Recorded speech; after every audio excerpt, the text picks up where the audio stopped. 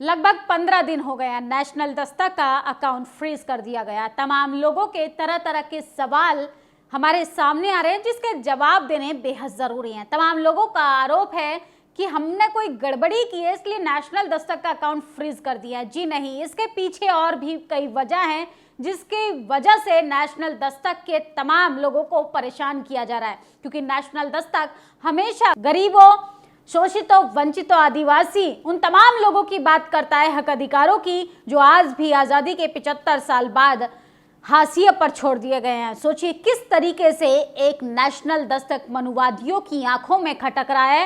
एक मामूली सा यूट्यूब चैनल को बंद करना चाहते हैं मनुवादी, तानाशाही, सामंतवादी लोग।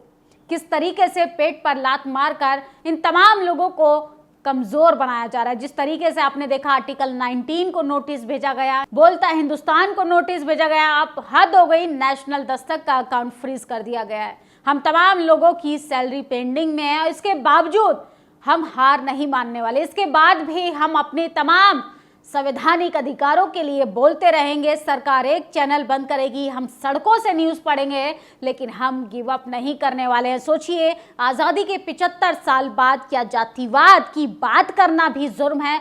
तमाम लोग आरोप लगाते हैं कि आप जातिवाद को बढ़ावा देते हैं। असल में हम जातिवाद के खिलाफ बात करते हैं, जातिवाद को खत्म करना चाहते हैं। जातिवाद से जो भेदभाव मिला है, जातिवाद से जो प्रताड़नाएं मिली हैं, जातिवाद से जो उत्पीड़न मिला है, जातिवाद के नाम पर जो हमारे पूर्वजों पर तमाम बरसों से जो थोपी गई गुलामी की जंजीरें हैं, उन जंजीरों को हम तोड़ने की बात कहते हैं। हम शिक्षा की बात करते हैं, अस्पतालों की बात करते हैं, लोगों को जागरूक करने की बात करते हैं, उनको तमाम समान अधिकार मिले इसकी बात करते हैं। और यही नेशनल दस्तक चाहता है कि तमाम लोगों को इक्वालिटी धारा में लेकर आया जाए, लेकिन मनुवादी लोगों को ये नहीं पच पाता। सोचिए, एक खबर जब आपको बताएंगे आपके रोंगटे खड़े हो जाएंगे कि आज़ादी के 75 साल बाद भी एक दलित घोड़ी नहीं चढ़ सकता। सोचने में अटपटा लगता है। हाँ, हो सकता है ये तमाम उन लोगों के लिए एक मामूली सी बात हो जो चाहते हैं कि जातिवाद का वर्चस्व कायम रहे। अगर जातिवाद के वर्चस्व को खत्म किया जाएगा तो उनके गटर कौन साफ करेगा, उनके खेत खलियानों में मजदूरी कौन करेगा, उनके तमाम वो सफाई से लेके उनकी मजदूरी तक कौन करेगा? और बहुजन समाज के लोग शिक्षित हो जाएंगे, जागरूक हो जाएंगे तो इस सरकार से, इन मनुवादी प्रशासन से, इस मनुवाद व्यवस्था के खिलाफ बोलना शुरू करेंगे और अपने संवैधानिक अधिकार मांगेंगे। सरकार से कहेंगे कि हमारी नौकरी कहाँ है, फिर उनको 5 किलो राशन देने की जरूरत नहीं पड़ेगी और ना ही लंबा भाषण देने की जरूरत पड़ेगी। सोचिए, देश की राजधानी दिल्ली में विधानसभा चुनाव है, 3 मेजर पार्टियों को टेलीविजन दिखा रहा है, कांग्रेस पार्टी, आम आदमी पार्टी और उसके बाद भारतीय जनता पार्टी। तीनों में होड़ लगी है कि सबसे ज्यादा बड़ा जुमला हम जनता के सामने परोस कर जनता को कैसे लुभाने का काम करें।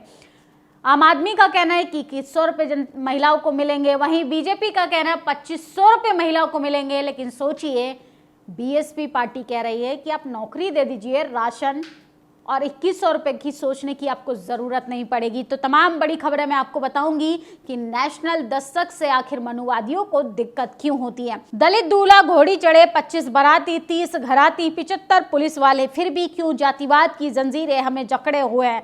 आज़ादी के 75 साल बाद भी हमारी अस्मिता पर सवाल उठते हैं। क्या यही हमारा इतिहास है?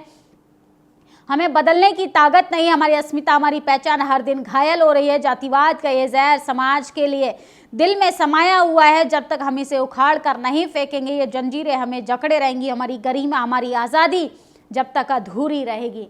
सोचिए, दलित घोड़ी नहीं चढ़ सकता, मूछ नहीं रख सकता, अच्छा खाना नहीं खा सकता, अच्छा पहनावा नहीं पहन सकता। अगर आप शहरों का जातिवाद देखेंगे तो कॉलेज, यूनिवर्सिटी नहीं जा सकता, ब्यूरोक्रेसी में नहीं जा सकता।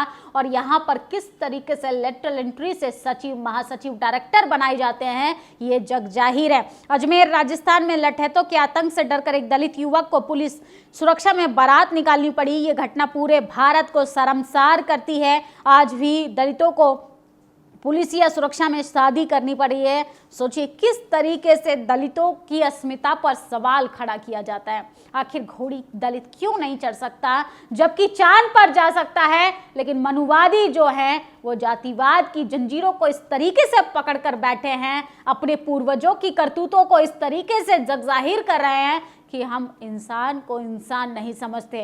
नेशनल दस्तक अगर इस पर बात कर दे, सोशल मीडिया के कुछ पत्रकार इस पर बोल दें, तो तमाम मनुवादी कहते हैं कि हम जातिवाद को फैलाने का काम कर रहे हैं। दलित घोड़ी नहीं चढ़ सकता, 50 बाराती, 30 घराती, 75 पुलिस वाले साथ में शामिल हुए, तब जाके सोचिए किस तरीके से दलित घोड़ी चढ़ पाया। किस युग में जी रहे हैं।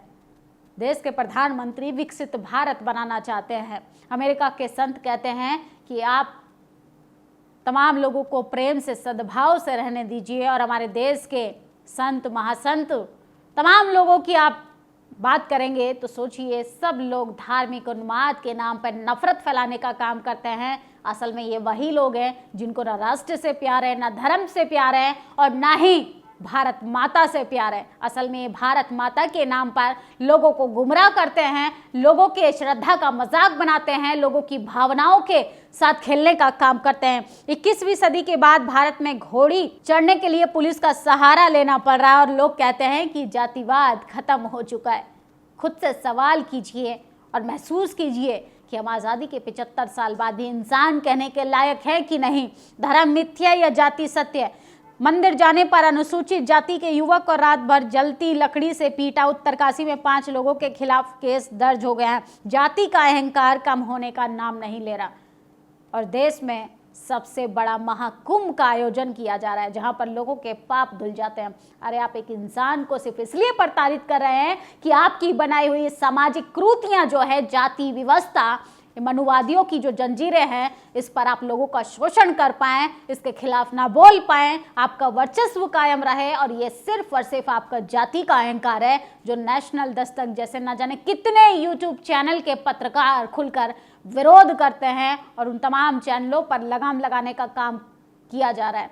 कुंभ मेले में इन साधु बाबाओं को जबरदस्त उत्पाद मचा रखा है। राह चलते श्रद्धालुओं को बिना वजह मार रहा है। मुंह में बीड़ी दबाकर ऐसे कृत्य करने वाले क्या संत हो सकते हैं? तो सोचिए प्रयागराज में किस तरीके से बाबाओं की भी गुंडागर्दी सामने आ रही है। कल काफी साथी लोग मदद कर रहे थे, तो सोचिए राजस्थान में अशोक मेघवाल को किस तरीके से झूठे केस में फंसाया गया, कैसे बहुजनों को डराया जाता है, दीदी निर्देश को किस तरीके से धमकाया जा रहा है। अरे आस्था का विषय सिर्फ एक विशेष जाति के लोगों का होना चाहिए। आप ST SC OBC के संवैधानिक अधिकारों को धीरे धीरे खत्म कर रहे हैं, उनको शिक्षा से वंचित कर रहे हैं, उनको नौकरियों से दूर कर रहे हैं, उनको खाने पीने से भी वंचित कर रहे हैं, उनको घोड़ी नहीं चढ़ने दे रहे। इस पर कोई बात करता है तो कहते हैं कि आप लोग जातिवादी हैं, आप लोग पाखंडवादी हैं। अरे असली पाखंडवादी तो वो लोग हैं जो नहीं चाहते हैं कि तमाम लोगों को समान अधिकार मिले, समान शिक्षा मिले और समान तरीके से सम्मान मिले। अस्मिता पर सवाल खड़ा किया जा रहा है कि आज़ादी के 75 साल बाद भी सोचिए 75 पुलिस वालों के साथ एक व्यक्ति को घोड़ी इसलिए चढ़ना पड़ता है कि वहां पर जातिवादी गुंडे किस तरीके से लोगों के अंदर डर का माहौल बनाए हुए हैं। अमृतकाल के सारे बलात्कारी एक एक करके जमानत कैसे पा रहे हैं। तो उन्नाव रेप केस के कुलदीप सेंगर को अंतरिम जमानत मिली।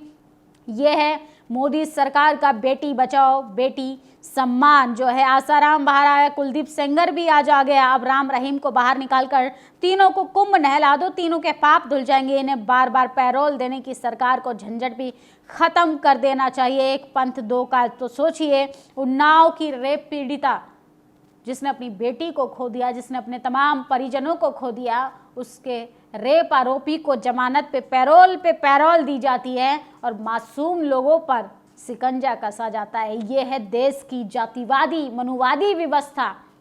चाहे आप राजनीति की बात करें, चाहे प्रशासन व्यवस्था की करें, चाहे सामाजिक स्तर पर करें, असल में जातिवाद जो है अभी भी कायम है। दलित दूल्हे की सुरक्षा में 400 पुलिसकर्मियों को गांव में तैनात किया गया। ना इस गांव में मुगल है, ना पाकिस्तानी, ना चीनी, ना बांग्लादेशी। इस गांव में रहने वाले सभी हिंदू होने का दावा करते हैं, लेकिन इस बात पर घोड़ी चढ़ने की आई तो हिंदू एक तफुस हो गए। अजमेर में एक गांव में अगड़ी जाति के लोगों ने धमकी दी, दूल्हा घोड़ी नहीं चढ़ना चाहिए। परिवार ने पुलिस में शिकायत की और सुरक्षा की मांग की। हिंदू जाति के लोग दूसरे हिंदू पर हमला कराए और सोचिए किस तरीके से पुलिस का बंदोबस्त करना पड़ता है। शर्म आती है कि तमाम देश कहां से कहां पहुंच गए और भारत अभी भी जातिवाद की जड़ों को ऐसे पकड़ कर रखा है।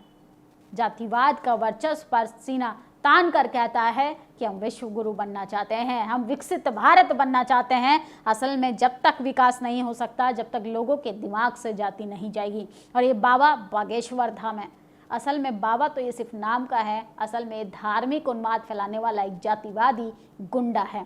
किस तरीके से कह रहा है कि अब धर्म परिवर्तन करने वालों का कायदे से इलाज होगा, धर्म विरोधी ताकतें निकालने के लिए एक नया अभियान, हर गली मोहल्ले में हनुमान चालीसा, बागेश्वर मंडल बनाएंगे। तो सोचिए, बागेश्वर बाबा का हिंदू अभियान चलाया जा रहा है। सरकार हिंदू की, यूपी के मुख्यमंत्री हिंदू, तमाम राज्यों में जो मुख्यमंत्री हैं भाजपा के वो हिंदू, विपक्ष की बात करें तो वो हिंदू। तो इनको हिंदू को, असली हिंदू को किससे खतरा है? असल में ये वही लोग हैं जो हिंदुत्व के नाम पे लोगों को गुमराह करते हैं। ये चाहते हैं कि आपसी माहौल जो है वो नफरत में बदल जाए, भाई भाई का दुश्मन बन जाए, हम अपने पड़ोसी की जान के दुश्मन बन जाएं। असल में ना इनको देश से प्यार है, ना भारत माता से प्यार है, ना राष्ट्र से प्यार है। और धर्म की बात करें तो धर्म को तो इन्होंने धंधा बना लिया है। इस पर बोलने की ज़रूरत है और ऐसे बाबाओं को एक्सपोज करने की ज़रूरत है। और नेशनल दस्तक लगातार यही काम कर रहा है। सोचिए, बहुजन समाज में सिर्फ एक नेशनल दस्तक ऐसा प्लेटफॉर्म बन पाया जो 10 मिलियन सब्सक्राइबर लेके भी आज भी कमज़ोर है, सिर्फ इसलिए कि प्रशासन में बैठे लोग मनुवाद, जातिवादी, सामंतवादी विचारधारा के हैं। वो नहीं चाहते हैं कि बहुजन समाज के लोग भी उन तमाम लकीरों में आए, तमाम वाइट कॉलर जॉब में आए जिनसे उनको वंचित रखा गया। नेशनल दस्तक से लोगों को सिर्फ इसी बात की दिक्कत है कि इनके पेट पर लात मार दिया जाए ताकि ये संवैधानिक अधिकारों की बात ना कर पाएँ। इसलिए आप लोग अपने प्लेटफॉर्म को बचाइए। नेशनल दस्तक किसी की बाप की बपौती नहीं है कि नेशनल दस्तक एक विशेष व्यक्ति का कब्जा रहा है। आप लोगों की धरोहर है, इसको बचाने का काम भी आपका है। और ये तमाम प्रत्येक बहुजन समाज के नागरिकों की जिम्मेदारी है कि आप अपनी छोटी सी मदद कर कर आगे आकर नेशनल दस्तक को बचाइए। वरना आने वाले टाइम में कोई भी व्यक्ति सामाजिक मुद्दों के खिलाफ, सामाजिक मुद्दों पर बोलने से पहले 10 बार सोचेगा।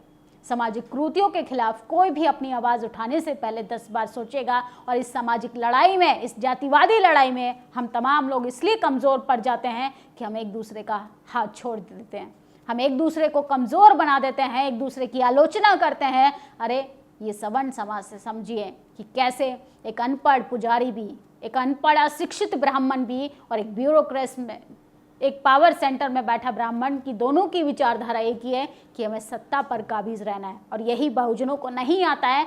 बहुजन सबसे पहले अपने पड़ोसी से लड़ता है, अपने भाई से लड़ता है, अपने समाज से लड़ता है, अपने समाज के लोगों से लड़ता है। अब समय आ गया है कि अपने ईगो को साइड में रखिए, एकजुट हो जाइए, अपनी आवाज़ को बचाइए, नेशनल दस्तक को बचाइए। आपकी क्या प्रतिक्रिया है कमेंट बॉक्स में ज़रूर बताइएगा कि आज़ादी के 75 साल बाद भी जातिवाद पर बात करना क्या जुर्म है?